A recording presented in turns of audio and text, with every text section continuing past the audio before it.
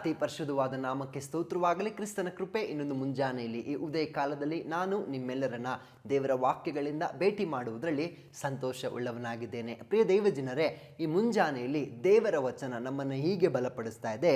ಕೀರ್ತನೆ 32ನೇ ಅಧ್ಯಾಯದ 7ನೇ ವಚನದಲ್ಲಿ, ನೀನೇ ನನಗೆ ಮರೆಯು, ನಿರಾಪಾಯವಾಗಿ ನನ್ನನ್ನು ಕಾಯುವಿ, ವಿಮೋಚನ ಧ್ವನಿಯಿಂದ ನನ್ನನ್ನು ಆವರಿಸಿಕೊಳ್ಳುತ್ತಿ.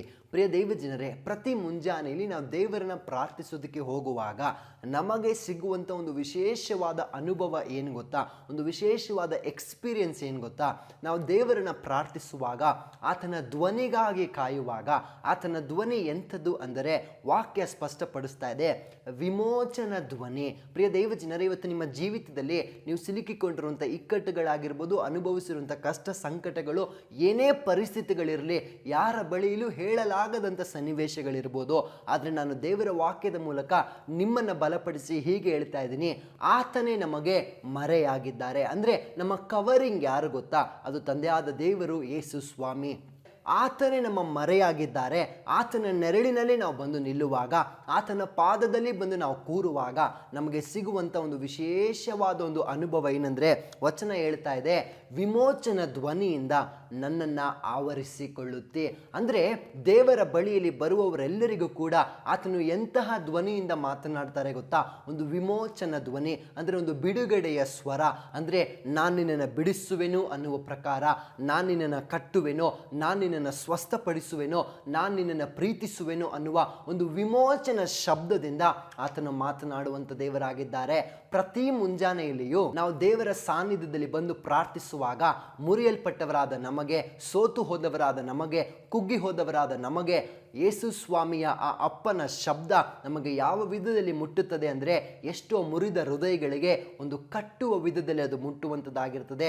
ಹೆಚ್ಚಾಗಿ ಹೇಳುವುದಾದರೆ, ನೀವು ಎಂತಹ ಪರಿಸ್ಥಿತಿಯಲ್ಲಿದ್ದರೂ ಕೂಡ ಈ ವಿಮೋಚನ ಧ್ವನಿಗಾಗಿ ನೀವು ಕಾಯುವಂಥವರಾಗ್ರಿ. ಯಾರೋ ಬಂದು ಸಂತೈಸಬೇಕಂತ ಎಲ್ಲೂ ಯೋಚಿಸಬೇಡ್ರಿ, ಯೇಸುವಿನ ಶಬ್ದಕ್ಕಾಗಿ ಕಾಯಿರಿ. ಯಾಕಂದರೆ ಆತನ ಧ್ವನಿ ಅದೊಂದು ವಿಮೋಚನೆಯ ಧ್ವನಿ, ಅದೊಂದು ಬಿಡಿಸುವ ಧ್ವನಿ, ಅದೊಂದು ಸಂತೈಸುವ ಧ್ವನಿ, ಅದೊಂದು ನಮ್ಮನ್ನು ಬಲಪಡಿಸುವ ಧ್ವನಿ, ನಮ್ಮನ್ನು ಮೇಲೆತ್ತಿ ಮತ್ತೆ ಬಲಗೊಳಿಸುವಂಥ ಧ್ವನಿ, ಅದು ಯೇಸುವಿನ ಧ್ವನಿ. ಆತನ ಶಬ್ದಕ್ಕಾಗಿ ನೀವು ಕಾಯುವಂಥವರಾಗ್ರೆ.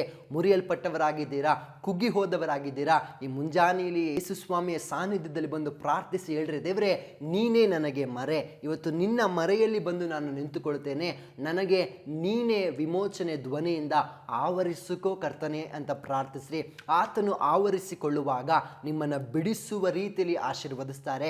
ಎಷ್ಟೇ ಇಕ್ಕಟ್ಟುಗಳಲ್ಲಿ ಒಳಗಾಗಿದ್ರು ಕೂಡ ಆತನ ಒಂದು ಶಬ್ದ ನಿಮಗೆ ಸಾಕು ಎಲ್ಲ ಇಕ್ಕಟ್ಟುಗಳಿಂದ ಹೊರತರುವುದಕ್ಕೆ, ಎಲ್ಲ ಅನಾರೋಗ್ಯದಿಂದ ಸ್ವಸ್ಥ ಮಾಡುವುದಕ್ಕೆ, ಎಲ್ಲ ಮುರಿದ ಸಂಗತಿಗಳಿಂದ ನಿಮ್ಮನ್ನು ಬಿಡಿಸುವುದಕ್ಕೆ. ಹಾಗಿರುವಾಗ ಈ ಮುಂಜಾನೆಯಲ್ಲಿಯೋ ಆ ವಿಮೋಚನ ಧ್ವನಿಗಾಗಿ ಕಾತುರತೆಯಿಂದ ಪ್ರಾರ್ಥಿಸೋಣವೇ. ಪರಿಶುದ್ಧಾತ್ಮನೇ ನಿಮಗೆ ಸ್ತೋತ್ರಯ್ಯ, ನಿನ್ನ ವಚನ ಪ್ರಿಯ ಮಕ್ಕಳನ್ನ ಹೀಗೆ ಬಲಪಡಿಸಿದಕ್ಕಾಗಿ ವಂದನೆ. ಹೌದು ಅಪ್ಪ, ನೀವೇ ನಮಗೆ ಮರೆಯಾಗಿದ್ದೀರಾ ಅಪ್ಪ, ನೀನು ವಿಮೋಚನ ಧ್ವನಿಯಿಂದ ನಮ್ಮನ್ನು ಆವರಿಸಿಕೊಳ್ಳುವ ದೇವರಾಗಿದ್ದಕ್ಕಾಗಿ ಸ್ತೋತ್ರ.